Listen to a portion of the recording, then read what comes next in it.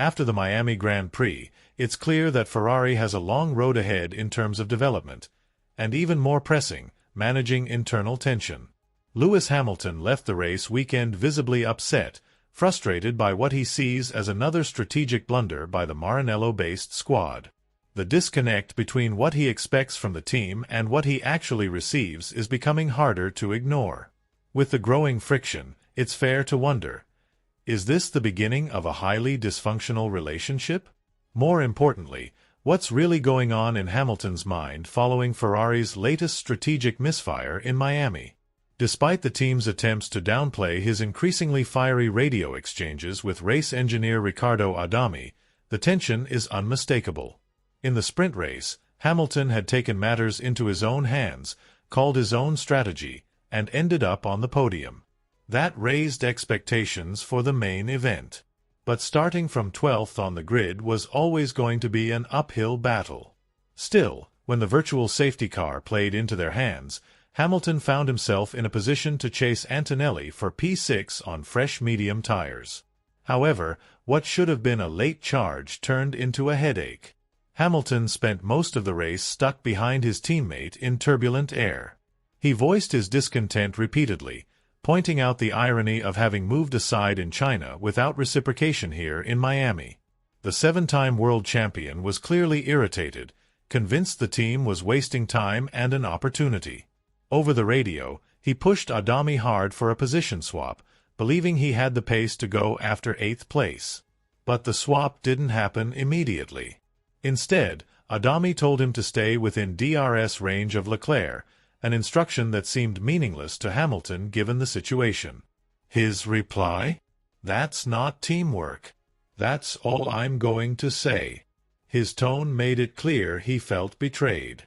He even drew parallels with China, where he let Leclerc through despite feeling like the slower car. Back then, he was told to be patient, and eventually the order came. In Miami, the same reassurance was given, but this time, Lewis didn't buy it. Frustrated, he sarcastically told the team they might as well take a tea break, underscoring his belief that Ferrari's decision-making lacked urgency or clarity. When a seven-time world champion starts mocking his own crew over the radio, it's a glaring red flag. Something is deeply wrong with how the team is handling race day decisions. To make things worse, Hamilton's late race potential was undone by excessive tire wear, much of it from running in Leclerc's dirty air. Even Leclerc acknowledged the messy situation, showing a surprising amount of understanding.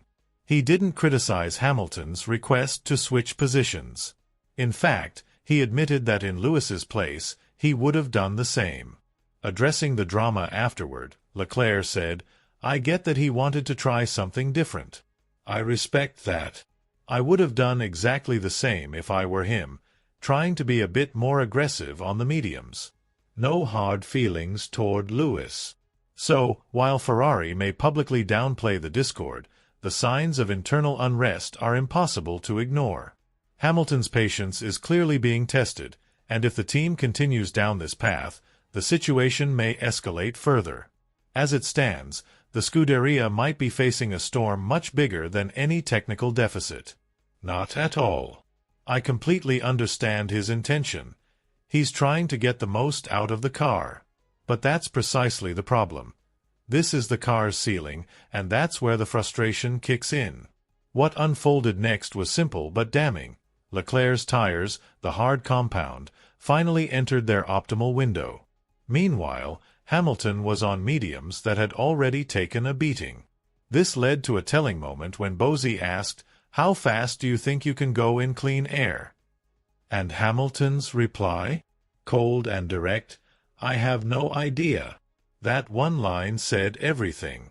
Soon after, the most humiliating message of the race came through: "Give the position back. We're not catching Antonelli, not even close." And as if to rub salt into the wound, Hamilton was then told where the DRS markers were, 1.4 seconds behind. That triggered probably the most sarcastic jab from Hamilton all race long toward his race engineer. Boiling over with fury, he snapped, "Should I let him through again, too?" After the checkered flag, Both Hamilton and Vasseur did their best to play down the in-race radio traffic. But it's hard to gloss over something so raw, especially when both driver and team know what was left on the table. The truth is, Ferrari remains far from where they aim to be, and no one on the team is thrilled about the car's overall performance. Leclerc has acknowledged this as well, though he knows there's only so much a driver can do when the machinery simply isn't there. But even worse than poor car performance is communication that breaks down entirely, especially from the pit wall. Reflecting on the radio messages and the overall Miami outing, Hamilton offered a surprisingly composed assessment. "Honestly, I really enjoyed the race. I think, despite not having the pace we wanted, this weekend was better for me overall. It wasn't about being angry. I wasn't losing my mind. It was just about making a call. You're in the seat, everything's unfolding in real time, you've got to make a decision. That's how I felt. I was panicking, trying to keep the car on track, trying to calculate everything on the fly. But what stung most was the mental déjà vu. In China, Hamilton had no desire to hold up Leclerc and willingly let him through to give the team a better shot. He made that sacrifice with the team in mind. In Miami, though, the situation reversed, and the favor wasn't returned. The delay in decision-making cost Hamilton the chance to extract value from his fresher tires and catch Antonelli. Ending the race in P6 would have been a massive achievement given he started in 12th. But that opportunity slipped through Ferrari's fingers. Speaking further on the China comparison, Hamilton added, "You saw how my mind worked in China. I felt I was holding the other car back. Of course I didn't want to lose a position, but if that meant the team moved forward, then I was ready to make that call. That's why I let Charles go back then. Today, completely different. I was on much quicker tires, and Charles was struggling. By the time he figured it out, it was too late. We'll talk about it. It's just one race. But it's frustrating." As for Leclerc, he remained diplomatic. He insisted that the team gave it their best shot and that public finger-pointing serves no purpose, especially not in front of the fans. Yet even he acknowledged the high stakes involved when you're managing two drivers like Leclerc and Hamilton. And managing someone with Hamilton's stature, a 7-time world champion brought in to be Ferrari's cornerstone, is no small task. Vasseur, in addressing the delay and the public outcry over the team order, explained, "It wasn't that long. Maybe a lap and a half. When you've got two cars on different strategies, the first thing you need to figure out is whether the car behind is genuinely faster in the current scenario, especially with DRS and dirty air.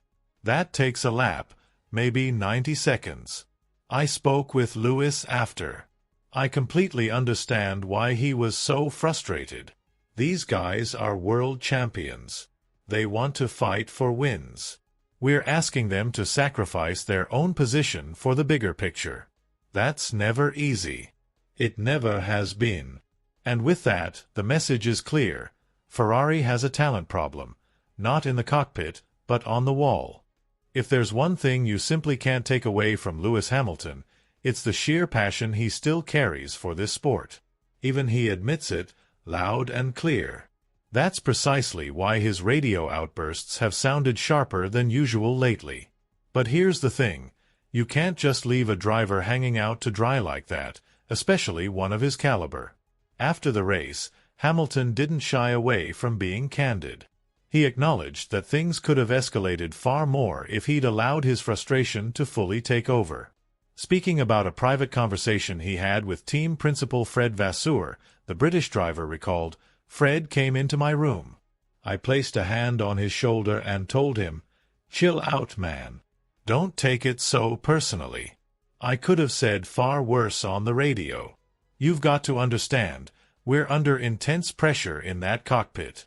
You're not going to get calm, collected messages in the middle of a fight.'" Hamilton doubled down on his mindset, adding, "I still feel the fire in my belly. I could sense it bubbling up. But I'm not going to apologize for being a warrior. I won't say sorry for still wanting this. And I know everyone on the team wants it too. I genuinely believe that once we sort out a few of the car's issues, we'll be back in the mix, with Mercedes, with the Bulls. So now, the question turns to you. What do you think about Hamilton's frustration with Ferrari? Is it justified, or just heat-of-the-moment emotion? And more crucially, do you believe there's a real chance we'll see Ferrari fighting for wins again anytime soon? Drop your thoughts in the comments below.